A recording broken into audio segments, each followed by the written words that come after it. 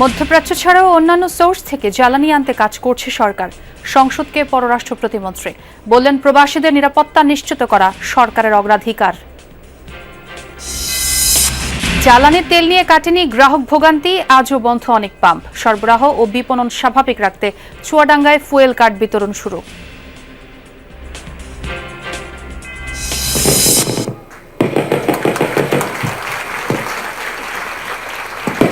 সবার মোবাইলে চলে গেছে। That's very good. হ্যাঁ, ওয়েল ডান। দেশে বিদেশে ক্রীড়া ক্ষেত্রে স্বর্ণজয়ীদের হাতে ক্রীড়া কার্ড ও সম্মাননা তুলে দিলেন প্রধানমন্ত্রী। বললেন, ক্রীড়া এখন আর শখ বা বিনোদন নয়, পেশা হয়ে দাঁড়াচ্ছে। 30 এপ্রিল সিলেট থেকে আমরা শুরু করতে যাচ্ছি নতুন করে স্পোর্টস, এবং একই সাথে ইনশাল্লাহ এটা সারা দেশে শুরু হবে। 7টা খেলা আমরা ডিসাইড করেছি। এই 7টা খেলায় কারা পারদর্শী, ধীরে ধীরে সেই প্রতিভাবানদেরকে আমরা বের করে নিয়ে আসবো। পাচার হওয়া 44 কোটি টাকার ক্রিপ্টোকারেন্সি উদ্ধার করেছে সিআইডি। উচ্চ মুনাফার প্রলোভন দেখিয়ে মানুষকে আকৃষ্ট করছে বিভিন্ন অনলাইন প্ল্যাটফর্ম। লোভনীয় একটা লভ্যাংশ পাওয়ার আশায় শিক্ষিত হোক, অশিক্ষিত হোক, বেকার হোক, লোভ লালসা যেটাই হোক, এইটার বশবর্তী হয়ে তারা অবৈধ অনলাইন প্ল্যাটফর্মে নিজেদের কষ্টার্জিত অর্থ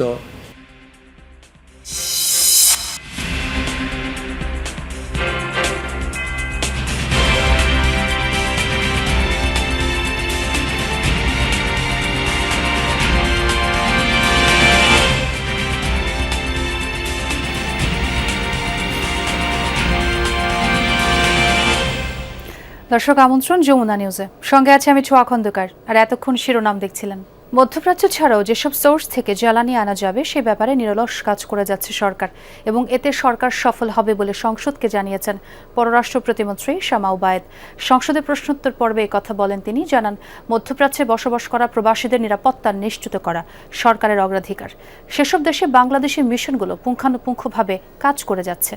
তিনি জানান, Thailand, Malaysia, Cambodia, Sri Lanka, Brazil, Philippines, Vietnam, Indonesia, Singapore ও আফ্রিকার দেশগুলোতে বাংলাদেশের বাজার সম্প্রসারণের কাজ চলছে। বাণিজ্য সম্প্রসারণের জন্য ঔষধ, পাট ও পাটজাত দ্রব্য এবং আইটি খাতের পণ্য রপ্তানির বাজার তৈরি হচ্ছে।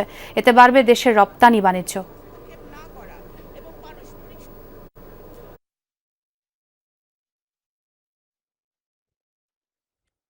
স্টেপগুলো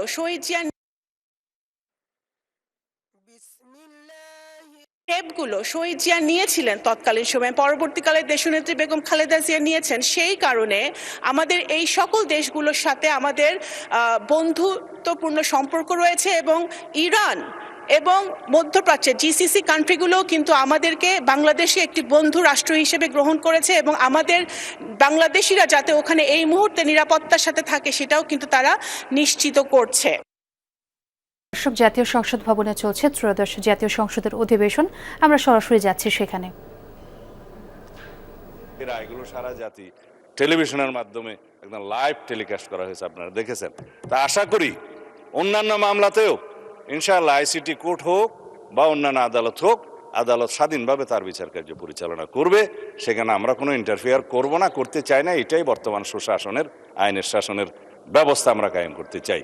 সুতরাং আমরা অপেক্ষা করি। আইনি প্রক্রিয়া, বিচারিক প্রক্রিয়া কিছু সময় লাগবে, সেটা পর্যন্ত আমরা অপেক্ষা করি। ইনশাআল্লাহ এদেশে সকল গুম, খুন, হত্যাকাণ্ড এবং গণহত্যার বিচার হবেই। ধন্যবাদ। ধন্যবাদ মাননীয় মন্ত্রী। আরেকটি সম্পূরক প্রশ্ন, নোয়াখালী 2 আসন থেকে নির্বাচিত মাননীয় সংসদ সদস্য জনাব জয়নাল আবেদিন ফারুক। মাননীয় স্পিকার, মাননীয় মন্ত্রী, 4 গুরুত্বপূর্ণ স্থানে সিসি ক্যামেরা স্থাপন, তথ্য প্রযুক্তি সহায়তা নিয়ে অপরাধী শনাক্তকরণ। আমি বিনয়ের সহিত আপনার মাধ্যমে এই সংসদের সকল মাননীয় সদস্যের পক্ষ থেকে আপনাকে অনুরোধ করব একটা বিষয়ে। 17 বছর এবং জুলাই আগস্ট বিপ্লবে আওয়ামী লীগের কিছু সংখ্যক লোক দ্বারা, যেমন যুবলীগ, ছাত্রলীগ দ্বারা পুলিশের ড্রেস পরিয়ে যেভাবে অকথ্য অত্যাচার, খুন খারাপি করেছে, তাদেরকে আইনের আওতায় আনে বিচারের ব্যবস্থা করবেন কিনা আপনার মাধ্যমে মাননীয় মন্ত্রীকে এই প্রশ্নটা রাখতে চাই। মাননীয়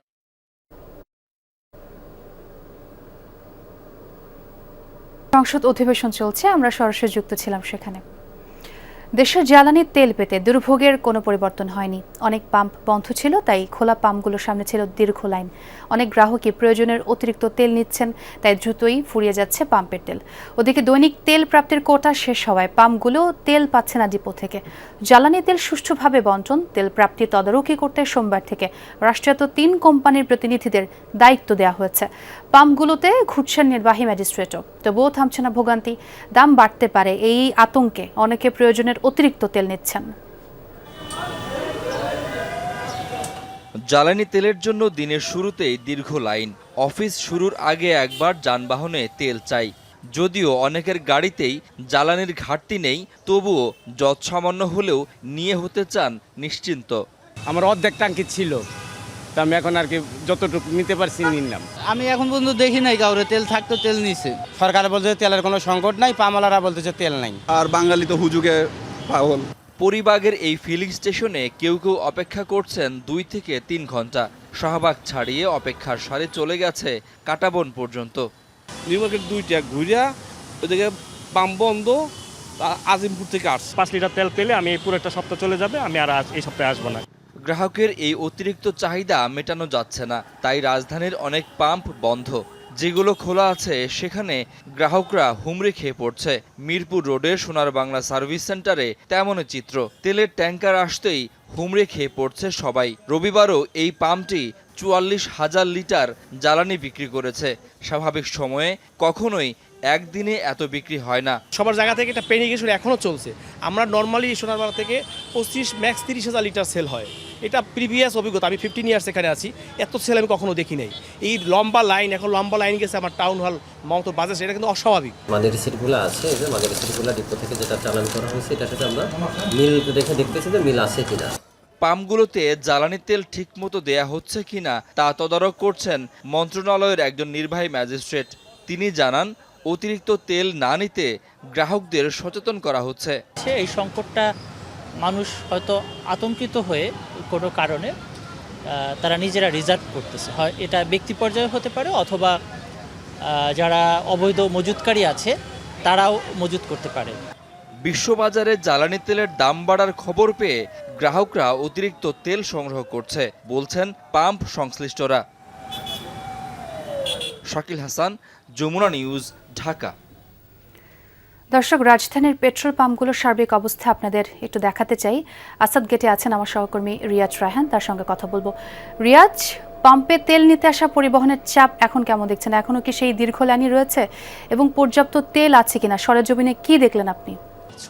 পরিস্থিতিটা এমনই যে এটি আসলে ইরান বা ইসরায়েল যে যুদ্ধ, সেই যুদ্ধ থামার আগ পর্যন্ত বদলানোর কোনো লক্ষণ অন্তত আমাদের চোখে পড়ে। কারণ মানুষকে যতভাবেই বোঝানো হোক, যত সচেতনতামূলক কার্যক্রম পরিচালনা করা হোক বা সরকার যতই আশ্বস্ত করুক তেল সংকট না থাকার বিষয়ে, কোনোভাবেই বা এই যে দীর্ঘ লাইন, গ্রাহকের যে দীর্ঘ লাইন, সেটি কোনোভাবেই থামছে না এবং মানুষের যে আতঙ্কিত হয়ে অতিরিক্ত তেল নেওয়ার যে প্রবণতা, সেটিও থামছে না। আমরা দেখেছি যে বেশ কয়েকটি, যেটি সহকর্মী শাকিল হাসানের প্রতিবেদন আমরা দেখছিলাম, বেশ কয়েকটি পাম্প বন্ধের কথা, কিন্তু আমরা যতটুকু দেখেছি বিকেল থেকে 3-4টি পাম্পে আমাদের যাওয়ার সুযোগ হয়েছে।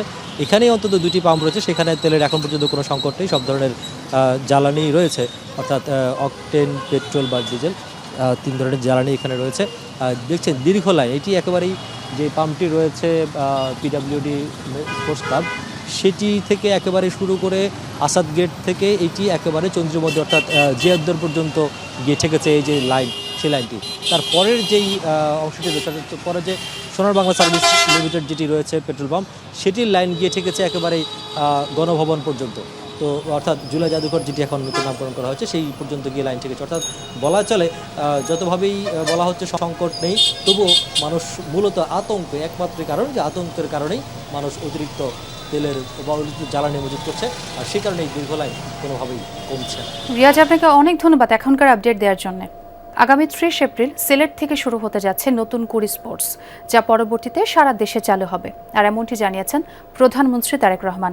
সকালে তেজগাঁওয়ের নিজ কার্যালয়ে ক্রীড়া ভাতা ও ক্রীড়া কার্ড প্রদানের উদ্বোধনী অনুষ্ঠানে একথা জানান তিনি। পেশাদারিত্ব বজায় রেখে কোনো রাজনৈতিক দল বা গোষ্ঠীর জন্য কাজ না করার আহ্বান জানান ক্রীড়াবিদদের। এই অনুষ্ঠানে প্রধানমন্ত্রীর কার্যালয়ের শাপলা হলে সকালে ছিল জাতীয় ক্রীড়াবিদদের ক্রীড়া ভাতা, ক্রীড়া কার্ড প্রদান এবং সম্মাননা প্রদান অনুষ্ঠান, যা উদ্বোধন করেন প্রধানমন্ত্রী তারেক রহমান। অনুষ্ঠানে দেশে বিদেশে বিভিন্ন ক্রীড়ায় সাফল্য অর্জনকারী ক্রীড়াবিদ ও স্বর্ণপদক জয়ীদের হাতে সম্মাননা তুলে দেন সরকার প্রধান। থাইল্যান্ডে অনুষ্ঠিত প্রথম সাউথ এশিয়ান। পরে সম্মাননাপ্রাপ্তরা নিজেদের অনুভূতি ব্যক্ত করেন।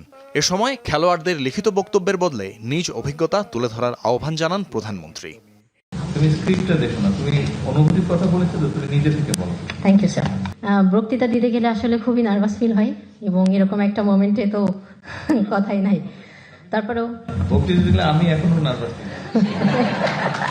পরে প্রধানমন্ত্রী তার বক্তব্যে বলেন, সারা বিশ্বে ক্রীড়া শুধু শখ, বিনোদন বা শরীরচর্চা নয়, বরং পেশা হিসেবে স্বীকৃতি পেয়েছে। বাংলাদেশও সেক্ষেত্রে পিছিয়ে থাকবে না। জানান, ক্রীড়াকে পেশা হিসেবে প্রতিষ্ঠিত করা সরকারের নির্বাচনী প্রতিশ্রুতির অংশ। 30 এপ্রিল সিলেট থেকে আমরা শুরু করতে যাচ্ছি নতুন করে স্পোর্টস, এবং একই সাথে ইনশাল্লাহ এটা সারা দেশে শুরু হবে। 7টা খেলা আমরা ডিসাইড করেছি। এই 7টা খেলায় কারা পারদর্শী, ধীরে ধীরে সেই প্রতিভাবানদেরকে আমরা বের করে নিয়ে আসবো। লক্ষ্য থাকবে ইন্টারন্যাশনাল যে ইভেন্টগুলো হয় সেগুলোতে আমরা হিট করা শুরু করবো আস্তে আস্তে। প্রধানমন্ত্রী বলেন, স্বাধীনতার পর প্রথমবার ক্রীড়াবিদদের সম্মানী কাঠামোর আওতায় আনা হলো, যা তাদের আর্থিক অনিশ্চয়তা দূর করবে। ক্রীড়াবিদরা যেন দেশের সম্মান বয়ে আনার জন্য এই কাজ করে, সে ব্যাপারেও করেন গুরুত্বারোপ। পেশাদার খেলোয়াড়ি জীবনে আপনারা কোনো রাজনৈতিক দল বা গোষ্ঠীর প্রতিনিধি নন বা হবেন না, দয়া করে। বরং ক্রীড়া নৈপুণ্য দিয়ে দেশের প্রতিনিধি হয়ে উঠবেন আপনারা। দেশের জন্য সম্মান বয়ে নিয়ে আসবেন, গৌরব বয়ে নিয়ে আসবেন আপনারা। প্যারা অলিম্পিকে অংশগ্রহণকারী খেলোয়াড়রাও ক্রীড়া কার্ড পাবেন, নিশ্চিত করেন প্রধানমন্ত্রী। একই সাথে বলেন, তালিকাভুক্ত ক্রীড়াবিদদের পারফরম্যান্স 4 মাস পর পর পুনর্মূল্যায়ন করা হবে। আপনাদের সাফল্যজনক অগ্রযাত্রায় কেউ বাধা হয়ে দাঁড়াতে পারবে না বলে আমি দৃঢ়ভাবে বিশ্বাস করি। তানফির মৌসুম, যমুনা নিউজ, ঢাকা।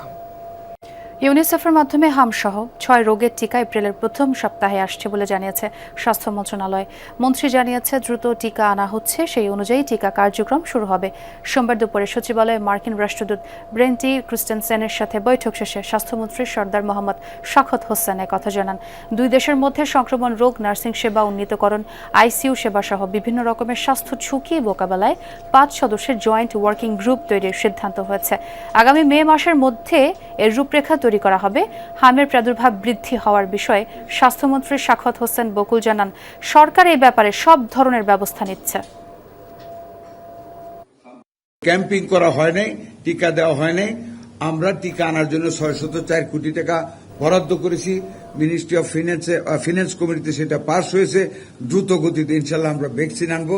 আমরা ভ্যাকসিনেশনের জন্য আমরা কাজ শুরু করব। রাজধানীর উত্তরার 3টি বেসরকারি হাসপাতাল ও ডায়াগনস্টিক সেন্টারে অভিযান চালিয়েছে স্বাস্থ্য অধিদপ্তর। দুপুরে সেখানে অভিযান চালায় স্বাস্থ্য অধিদপ্তরের পরিদর্শন টিম। অভিযান শেষে স্বাস্থ্য অধিদপ্তরের উপপরিচালক ডাক্তার আহসানুল হক জানান, হাই কেয়ার হাসপাতালের মূল ভবনে জরুরি বিভাগ স্থাপনে 3 দিন সময় দেওয়া হয়েছে। এছাড়া পপুলার ডায়াগনস্টিক সেন্টারে খুঁজে পাওয়া যায়নি তথ্য কর্মকর্তাকে। তাদের সিটি স্ক্যান ও এমআরআই রুমে হাইপার সেন্সিটিভিটি ম্যানেজমেন্টের দক্ষ লোকবল পাওয়া যায়নি। আহসানুল হক জানান, শিনশিন জাপান হাসপাতালে মেয়াদ উত্তীর্ণ জীবাণুনাশক পাওয়া যায়। এছাড়া যথা নিয়মে তারা বর্জ্য ব্যবস্থাপনাতেও তাদের গাফিলতি পাওয়া গেছে। হাই কেয়ারে 2টা ইউনিট থাকার পরেও ওদের যেটা মূল সমস্যা পেয়েছি সেটা হচ্ছে মূল বিল্ডিংয়ে আসলে ইমার্জেন্সি রুমটা নাই। উত্তরা পপুলারে সিটি স্ক্যান এমআরআই রুমে যারা টেকনোলজিস্ট কাজ করে তাদের আসলে হাইপার সেন্সিটিভিটি নিয়ে কোনো জ্ঞান নেই। ওখানে যদি কোনো রোগীর হঠাৎ হাইপার সেন্সিটিভিটি হয় ডাইভ দেওয়ার পরে, সেটা ম্যানেজ করার লোক ছিল না। শিনশিন হাসপাতালে ইমার্জেন্সিগুলো একটু অপরিসর, ছোট। জুলাই আন্দোলনে রাজধানী যাত্রাবাড়িতে ইমাম হাসান তাইম হত্যা মামলায় দ্বিতীয় দিনের সাক্ষ্য দিয়েছেন পুলিশ কর্মকর্তা এসআই জাহাঙ্গীর আলম। ইমাম হোসেন তাইমের শরীরে ও পায়ে অসংখ্য গুলির চিহ্ন ছিল বলে সাক্ষ্য দেন তিনি। সোমবার আন্তর্জাতিক অপরাধ ট্রাইব্যুনাল 2-এ তিনি সাক্ষ্য দেন। সাক্ষ্যতে বলেন, ইমাম হাসান তাইমকে মৃত অবস্থায় তার বাবা রাজারবাগ পুলিশ কেন্দ্রীয় মসজিদে নিয়ে গেলে পুলিশ কর্মকর্তা জাহাঙ্গীর আলম ও তার সহকর্মীরা তাকে গোসলের ব্যবস্থা করেন। তখন তারা তাইমের পুরো শরীরে ও পায়ে অসংখ্য শটগানের বুলেটের আঘাত দেখতে পান। কোমরের বাঁ পাশের নিচেও শটগানের গুলির চিহ্ন ছিল বলে সাক্ষ্য দেন তিনি। এর আগে রোববার তাইম হত্যা মামলায় প্রথম দিনের সাক্ষ্য দেন প্রত্যক্ষদর্শী ও তার বন্ধু রাহাত হোসেন। গণভোট বাতিল হলে আইনগত হুমকির মুখে পড়বে নির্বাচিত সংসদ। স্বয়ংক্রিয়ভাবে গণভোট বাতিলের কোনো সুযোগ নেই বলে দাবি করেছেন জামায়াতে ইসলামীর কেন্দ্রীয় কমিটির কর্মপরিষদের সদস্য ও আইনজীবী শিশির মনির।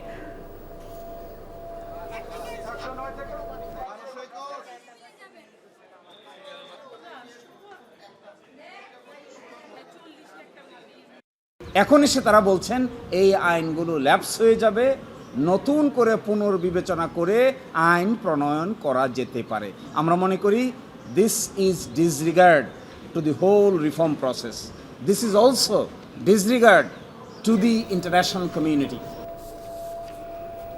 ক্রিপ্টোকারেন্সির মাধ্যমে বাংলাদেশ থেকে কত টাকা পাচার হচ্ছে তার সঠিক হিসাব কারো কাছে নেই বলে জানিয়েছে সিআইডি। তবে অনলাইন মাধ্যমে অসংখ্য প্ল্যাটফর্ম উচ্চ মুনাফার প্রলোভন দেখিয়ে গ্রাহকদের বিনিয়োগে আকৃষ্ট করছে। এসব ক্ষেত্রে বেশিরভাগ সময়ই গ্রাহকরা প্রতারিত হয়, বিনিয়োগের টাকা আর ফেরত পায় না। এমনই একটি প্ল্যাটফর্ম MTFE-তে বিনিয়োগ করে প্রতারণার শিকার হচ্ছে বহু বাংলাদেশি। পাচার হওয়া 44 কোটি টাকার ক্রিপ্টোকারেন্সি উদ্ধার করেছে সিআইডি। MTFE অ্যাপে বিনিয়োগ করলেই হওয়া যাবে রাতারাতি ধনী। ঘরে বসে সহজে অর্থ উপার্জনের প্রলোভনে অনেকেই এই অ্যাপের মাধ্যমে অর্থ জমা করতে থাকেন। হঠাৎ একদিন সব কার্যক্রম বন্ধ করে উধাও হয়ে যায় অনলাইন ভিত্তিক প্রতিষ্ঠানটি। প্রতারণার মাধ্যমে আমানত হাতিয়ে নেয়ার এই কার্যক্রম নিয়ে অনুসন্ধানমূলক প্রতিবেদন সম্প্রচার করে যমুনা টেলিভিশনের ইনভেস্টিগেশন 360 ডিগ্রি। প্রেস ব্রিফিংয়ে সিআইডি জানায়, এই অনলাইন প্ল্যাটফর্মে ক্রিপ্টোকারেন্সির মাধ্যমে দেশ থেকে পাচার হয়েছে বিপুল অর্থ। MTFE-র প্রতারণায় বিদেশে পাচার হওয়া 44 কোটি টাকার সমমূল্যের ক্রিপ্টোকারেন্সি উদ্ধার করেছে তারা। 44,62,62,303 টাকা সোনালী ব্যাংক PLC মালিবাগ শাখায় সিআইডি বাংলাদেশ পুলিশের এই অ্যাকাউন্টে গত 25/3/2026 তারিখে তারা প্রেরণ করে। পরবর্তীতে আমরা এই বিজ্ঞ আদালতের নির্দেশ মোতাবেক ভিকটিমদের অর্থ কিভাবে ফেরত প্রদান করা যায় সেটার আদালতের এবং প্রচলিত আইনের মাধ্যমে আমরা সেটা ডিসবার্স করব। উদ্ধার হওয়া অর্থ জমা রাখা হয়েছে রাষ্ট্রায়ত্ত সোনালী ব্যাংকের সিআইডির একটি যৌথ অ্যাকাউন্টে। বাহিনীর এই কর্মকর্তা জানায়, প্রতারণার ফাঁদে ফেলা এসব প্ল্যাটফর্মের বেশিরভাগই নিয়ন্ত্রিত হয় বিদেশ থেকে। লোভনীয় একটা লভ্যাংশ পাওয়ার আশায় শিক্ষিত হোক, অশিক্ষিত হোক, বেকার হোক, লোভ লালসা যেটাই হোক, এইটার বশবর্তী হয়ে তারা অবৈধ অনলাইন প্ল্যাটফর্মে নিজেদের কষ্টার্জিত অর্থ, নিজের ওয়াইফের সোনাদানার অর্থ, জমি বিক্রির টাকা, গয়না বিক্রির টাকা, বিভিন্ন টাকা, ধার করার টাকা, জমি বিক্রি করা, অলংকার বিক্রি করা, এইগুলি তারা এই সব প্ল্যাটফর্মে ইনভেস্ট করে সত্যিকার অর্থেই তারা ব্যাংকরাপ্ট হয়ে যাচ্ছে, দেউলিয়া হয়ে যাচ্ছে। সংবাদ সম্মেলনে জানানো হয়, দেশে ছড়িয়ে ছিটিয়ে আছে এসব প্রতারক প্ল্যাটফর্মগুলোর এজেন্ট। এসব এজেন্টদের সন্ধানে কাজ করছে সিআইডির টিম। যারা গ্লোবালি ট্রান্সন্যাশনাল ক্রাইম করে তাদের তো সব জায়গায় এজেন্ট তৈরি করা। রাবি সিদ্দিকী, যমুনা নিউজ, ঢাকা। হঠাৎ করে চট্টগ্রামে হামের প্রাদুর্ভাবে উদ্বেগ উৎকণ্ঠায় অভিভাবকরা। আক্রান্ত 2 শিশু ভর্তি হয়েছে হাসপাতালে। উপসর্গ নিয়ে আরও 23 জন চিকিৎসাধীন। চাপ বাড়তে থাকায় চট্টগ্রাম মেডিকেলে খোলা হয়েছে হাম ইউনিট। হাসপাতাল পরিদর্শন করে আতঙ্কিত না হওয়ার আহ্বান জানিয়েছেন সিটি মেয়র। 6 মাস বয়সী শিশু আলীর শরীরে হাম ধরা পড়ে গেল শনিবার। টানা 10 দিন জ্বর আর গায়ে রেশ দেখা দেওয়ার পর পরীক্ষা করে নিশ্চিত করেন চিকিৎসকরা। প্রথমে বোয়ালখালী উপজেলা স্বাস্থ্য কমপ্লেক্সে চিকিৎসা নিলেও পরে অবস্থার অবনতি হওয়ায় ভর্তি করা হয় চট্টগ্রাম মেডিকেল কলেজ হাসপাতালে। ওর প্রথমে জ্বর বেশি ছিল, জ্বর বেশি 102-3 এরকম থেকে কমতেছে না। তারপরে কানের পিছনে রেশ দেখা গেছে, মুখের ভিতরে ঘা দেখা গেছে। হামের উপসর্গ নিয়ে আরও 16 জন শিশু ভর্তি রয়েছে চট্টগ্রাম মেডিকেলের শিশু ওয়ার্ডে। জ্বর, গায়ে রেশ, খাইসহ হামের প্রায় সব লক্ষণ দেখা যাচ্ছে বলছেন তাদের অভিভাবকরা।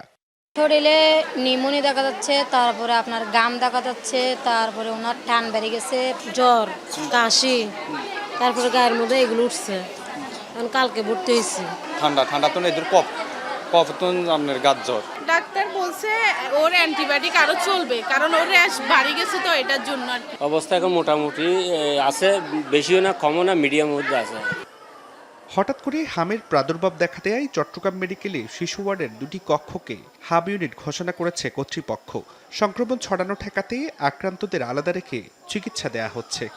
বাচ্চাদের পেডিয়াট্রিক আইসিইউ আছে, ওখানে আমরা একটা প্রিপেয়ারনেস আছে, যদি আমাদের কোনো রোগীর প্রয়োজন হয় আইসিইউ সাপোর্ট আমরা তখন সেখানে ব্যবস্থা করব।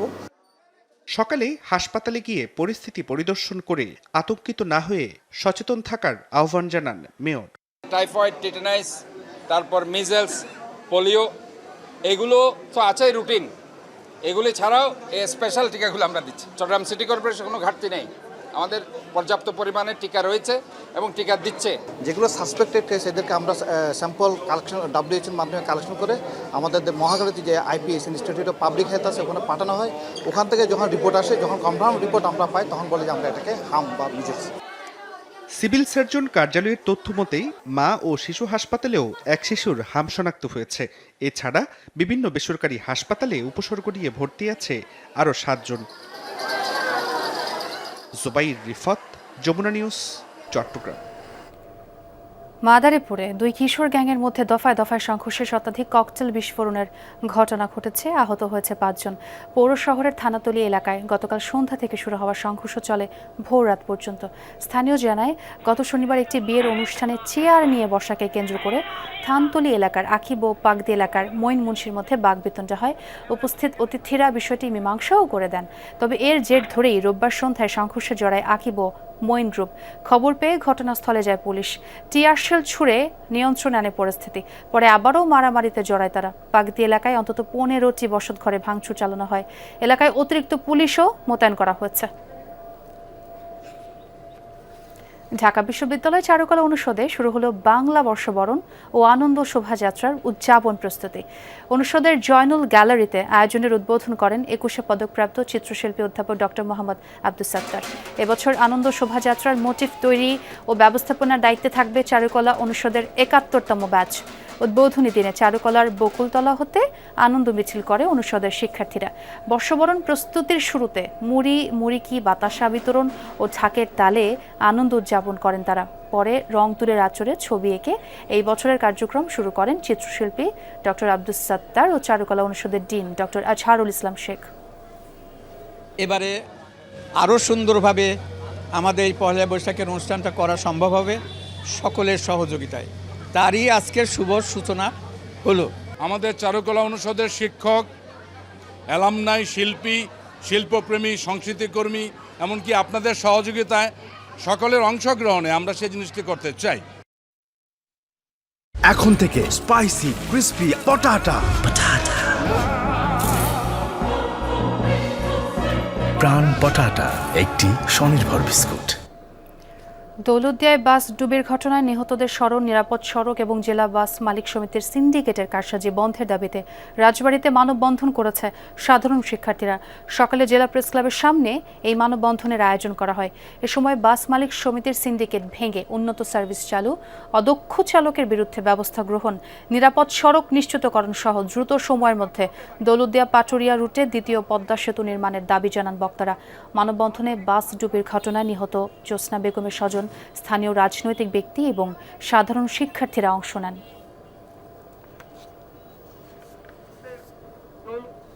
সংসদ ভবনের দক্ষিণ প্লাজায় স্পিকার হাফিজ উদ্দিন আহমদের স্ত্রী অধ্যাপক দিলারা হাফিজের জানাজায় অংশ নিয়েছেন প্রধানমন্ত্রী তারেক রহমান। এ সময় মরহুমার কফিনে পুষ্পস্তবক অর্পণ করেন প্রধানমন্ত্রী। দুপুর 12টায় জানাজার নামাজ অনুষ্ঠিত হয়। প্রধানমন্ত্রীর পাশাপাশি জানাজায় অংশ নেন স্পিকার, ডেপুটি স্পিকার, বিরোধী দলীয় নেতা, মন্ত্রী পরিষদের সদস্য, সংসদ সদস্যরা। এ সময় মাধ্যমিক ও উচ্চ শিক্ষা অধিদপ্তরের সাবেক মহাপরিচালক অধ্যাপক দিলারা হাফিজের বর্ণাঢ্য জীবনের স্মৃতিচারণ করেন বিরোধী দলীয় নেতা, বিএনপি মহাসচিব সচিব ও ডেপুটি স্পিকার। পরে রাষ্ট্রপতির পক্ষ থেকে কফিনে পুষ্পস্তবক অর্পণ করেন তার প্রতিনিধি, সংসদের স্পিকার, হুইপ ও বিরোধী দলীয় নেতা। বাদ জোহর সেনানিবাসের কেন্দ্রীয় জামে মসজিদে দ্বিতীয় জানাজা শেষে বনানীর সামরিক কবরস্থানে তাকে দাফন করা হয়। শনিবার অধ্যাপক দিলারা হাফিজ ৭৮ বছর বয়সে সিঙ্গাপুর জেনারেল হাসপাতালে চিকিৎসাধীন অবস্থায় শেষ নিঃশ্বাস ত্যাগ করেন।